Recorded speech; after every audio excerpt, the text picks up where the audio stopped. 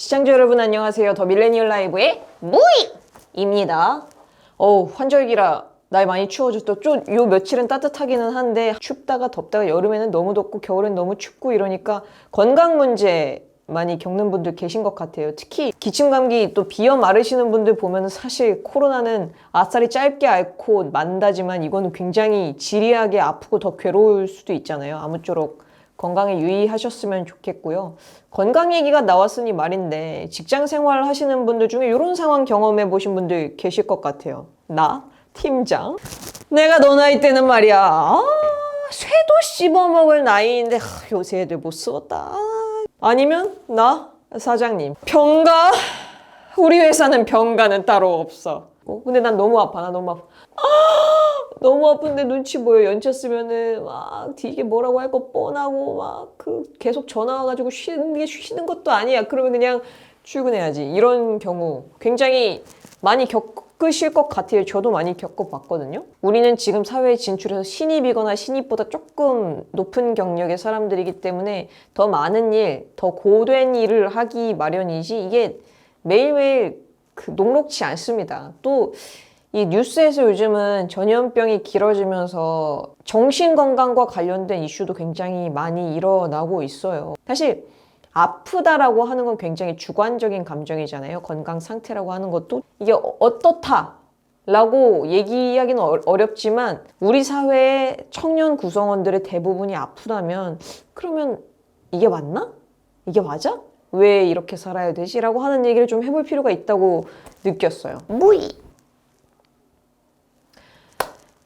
감염병이 확산된 이후에 우리 청년들, 특히 청년들의 우울 척도가 굉장히 위험하게 나타났다는 뉴스가 한때 이제 신문에 굉장히 반복적으로 노출이 됐었죠. 특히 5명 중 1명꼴로 자살을 생각해봤다라고 응답할 정도로 청년들 정신 건강 상태가 굉장히 심각한 수준이었는데요. 여성분들의 우울증은 36%라는 높은 수치를 기록하기도 했어요. 어떠세요? 요즘 여러분들은 건강 상태가 괜찮으신지. 어느 나라건 어느 사회건 어느 조직이건 간에 청년들이나 아이들의 모습이 아이들의 생각이 그 사회를 투영하고 보여준다라는 얘기를 많이 해요.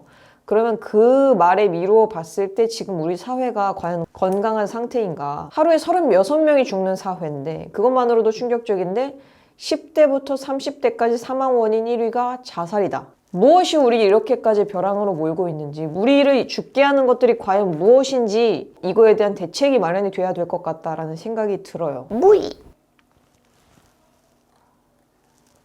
요즘 K 드라마, K 팝, K 콘텐츠 굉장히 K 붙는 것들이 흥하고 있죠. 개인적으로 굉장히 반갑습니다만 이 K 콘텐츠, 특히 K 팝을 보는 분들이나 K 팝을 이제 지지하는 분들 사이에서 쉽게 빠지기 쉬운 함정이 있다라는 생각이 들어요. 용모를 보면 드는 생각인데 부럽죠. 얼굴은 요만하고 몸매도 좋고 막 춤도 너무너무 잘 추고 근데 이게 과연 우리한테 어떤 영향을 미치는가 생각해 볼 필요가 있다고 느껴요. 근데 사실 아시는 분들은 아실 거예요. 방송 카메라에 잡혔을 때 그 정도로 아름다우려면은 실제로 봤을 때 진짜 어마무시하게 말라야 돼. 저도 유튜브나 웹캠은 좀 나아요. 근데 방송용 카메라에 잡히면 사람이 그렇게 넙대대할 수가 없어. 원래도 넙대대하지만 그런 거 보면은 그 몸을 만들기 위해서는 말 그대로 영양실조로 몸을 만들어야 된단 말이에요. 그렇다면 정상적인 식습관이나 정상적인 어떤 생리 현상을 영위해서는 그 몸을 가질 수가 없거든요. 저도 항상 표준 몸무게 내지는 표준 몸무게보다 조금 높은 몸무게였어요. 근데 이거를 빼고 싶어서 잘못된 식이요법을 반복하다가 폭식증을 겪은 적이 있어요. 폭식증을 겪은 거는 한 반년 정도밖에 안 되는데 그 이후 병원에서 몸을 다시 치료하는 거는 한 3, 4년 정도 걸린 것 같아요. 지금도 여전히 치료되지 않는 것들이 있고요. 또 제 친구 같은 경우에는 다이어트 약을 굉장히 오랫동안 복용을 했는데 그게 이제 간이나 이런 데 미치는 나쁜 영향이 커서 끊으려고 이제 끊었더니만 살이 또 10kg가 불더라고요. 이런 부작용 문제도 있고 나의 몸을 아름답게 하기 위해서 벌이는 일들이 과연 이게 맞나? 라는 생각이 들죠. 이 다이어트에 관한 거는 정말이지 할 말이 많네. 이건 나중에 시간을 따로 할애해야 될 것 같아요. 진짜 할 얘기가 많아요. 또 특히 이제 청년들이 혼자 살게 되면서 겪는 문제인데요. 나를 위해서 음식이나 어떤 거를 챙기는 걸 굉장히 번잡스럽게 생각하고 대충대충 때우시는 분들이 많아요. 혹은 너무 바빠서 아침은 바빠서 못 먹고 점심도 바쁘고 근처에 맛있는 게 없어서 그냥 뭐 삼각김밥 같은 걸로 때우고 저녁에 뭐 배달 음식 시켜서 폭식하고 이런 게 뭐 특별한 게 아니라 대부분 그렇게 많이들 살아요. 장기적으로 건강이 나빠질 수밖에 없죠. 어릴 땐 몰라요. 저는 RPG 게임을 좋아해서 최대 HP가 깎인다는 말을 쓰는데 최대 HP가 깎인다는 걸 몰랐어. 그러니까 그걸 모르고 계속 몸을 혹사하고 망가뜨리고 그렇게 되는 거죠. 그래서 이 내 건강을 누구도 책임지지 않는 어떤 이런 사회적 분위기 속에서 모르는 젊은 사람들은 자기 건강을 계속 깎아먹게 되는 거죠. 제가 최근에 질병권이라고 하는 개념을 접했는데 건강을 좀 개인의 책임으로 돌리려는 경향이 강한 것 같아요. 저는 이 말도 그때 의아했거든요. 그럼 건강은 개인의 책임이지 본인이 망치는 거 아니야? 그런 생각을 했는데 가만 생각해보면 내가 밤에 자기 전에 어깨가 결리고 너무너무 아프고 목이 거북목이 됐고 이런 게 과연 내가 스마트폰을 할 때 나쁜 자세였기 때문에 과연 내가 소파에서 이상한 자세로 누워 있었기 때문에 그게 전부일까? 제 어깨 통증, 목 통증이 시작됐었던 거는 20대 중후반부터거든요. 그때 태어나서 제일 많이 PC를 만졌고 그때 태어나서 제일 많이 나쁜 자세로 책상에서 하루 종일 앉아 있었어요. 건강이라고 하는 문제가 과연 개인의 노력과 개인의 능력 여하에서만 벌어지는 일인가? 아니면 엄청나게 가난한 집안에서 태어난 사람을 생각을 해보자고요. 어렸을 때부터 균형 잡힌 영양소를 섭취하기가 어려웠어. 그러면은 그 사람은 그냥 네 건강은 네 팔자야. 삼신 할머니한테 잘 보여가지고 좋은 집안에 태어나지 그랬니? 이렇게 얘기할 수 있는 부분은 아니라는 거죠. 누구도 책임지지 않는다라고 하는 이 당연한 것 같은 명제 속에 숨어있는 다른 이면을 보고 싶은 것 같아요, 저는. 무이!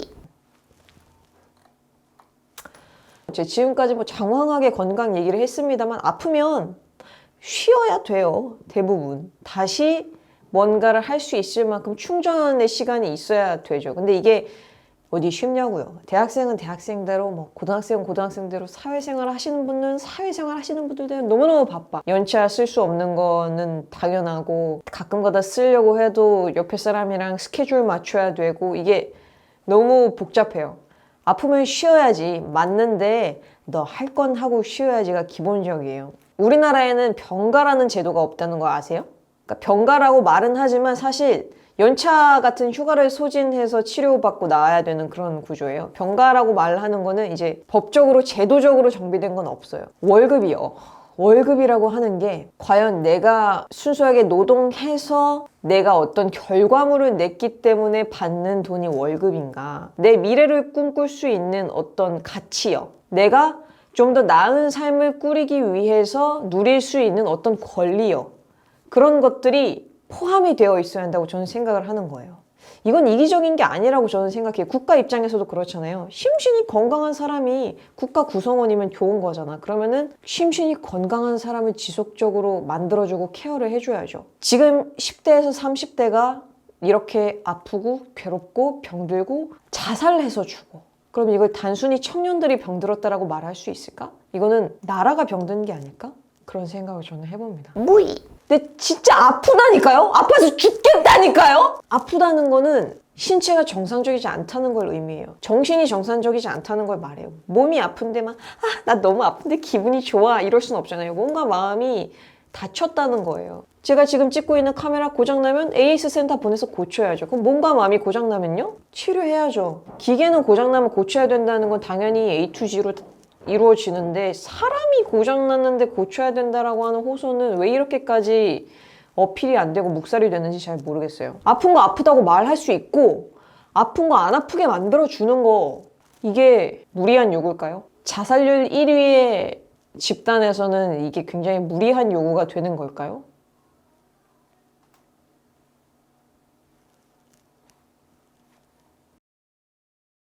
할 얘기는 다 끝났어. 할 얘기는 다 끝났고 아우트로도 끝났는데 참 나 때는 이런 얘기 하기 싫은데 저도 이렇게 나이가 든 것도 아니고 사회생활 굉장히 많이 한 것도 아니고 선배들이 훨씬 많죠. 후배들보다는. 근데 20대 때 들어와서 회사에서 건강 망치고 있는 친구들 보면 막 어쩔 수 없이 잔소리를 하게 돼. 누구시 점심 먹었어요?